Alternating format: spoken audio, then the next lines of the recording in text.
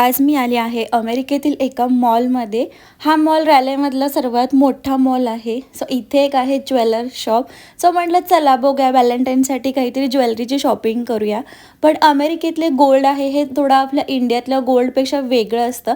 इथे बऱ्याच वेगवेगळ्या कॅरेटचं गोल्ड भेटतं. सो मी भरपूर डिझाईन्स पाहिल्या पण फारशा काही आवडल्या नाहीत. त्याच्यामुळे ठरवलं आपण दुसरी काहीतरी शॉपिंग करू आणि सगळ्या मॉलमध्ये आम्ही शोधत होतो की काय एक्झॅक्टली घेता येईल. सगळा मॉल बऱ्यापैकी मोकळाच होता, फार लोकं दिसत नव्हती. त्यानंतर मी आले ह्या लक्झरी बॅग शॉपमध्ये आणि इथे भरपूर सुंदर छान सगळ्या लक्झरी ब्रँडच्या बॅग्स होत्या. आता ही बघा गुचीची बॅग आहे आणि याची प्राईस विचाराल तर ही 2 लाख रुपयांची आहे. हे सँडल हे आहे 43,000 रुपयांचं आणि हे सँडल आहे 34,000 रुपयांचं.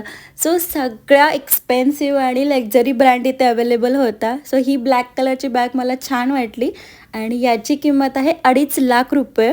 सो सगळ्या ज्या बॅग्स आहेत त्या सगळ्या 1.5-2 लाखापासून स्टार्ट होतात आणि मॅक्सिमम आपल्याला हवं त्या रेंजच्या आपण घेऊ शकते. 10 लाख 12 लाखापर्यंतच्या सुद्धा बॅग इथे विकण्यासाठी होत्या.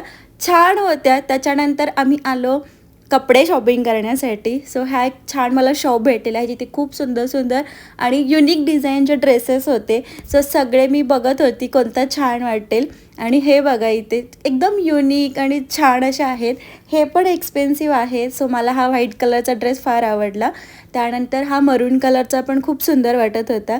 सो भरपूर सारी शॉपिंग केली. त्यानंतर आम्ही इथे आलो आहे क्लच बघण्यासाठी. सो हे बघा किती युनिक शेपमध्ये क्लच आहे.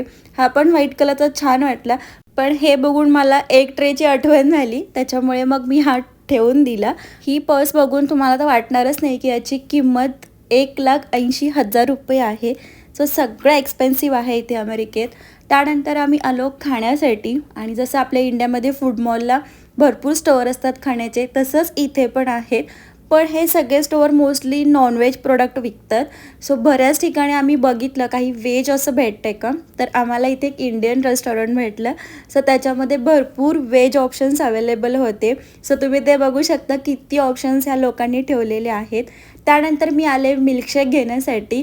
सो इथे मला खूप छान ऑप्शन्स भेटले. त्यामधला मी सिलेक्ट केला बेल्जियम चॉकलेट आणि तुम्ही बघू शकता की ते किती भरभरून चॉकलेट टाकत आहेत. एकदम छान असा त्यांनी मिल्कशेक बनवला. सो कसा बनवतात ते पण दाखवत होते हे लोक आणि माझ्यासमोरच त्यांनी ज्या काही गोष्टी हव्या आहेत ॲड करून त्या सगळ्या विचारून छान असं ड्रिंक बनवून दिलं. सो अशा प्रकारे आम्ही 2-3 स्टोअरमधून आम्हाला जे जे खाण्यासाठी हवं होतं ते घेतलं आणि छान असा आमचा दिवस इकडे आम्ही एन्जॉय केला.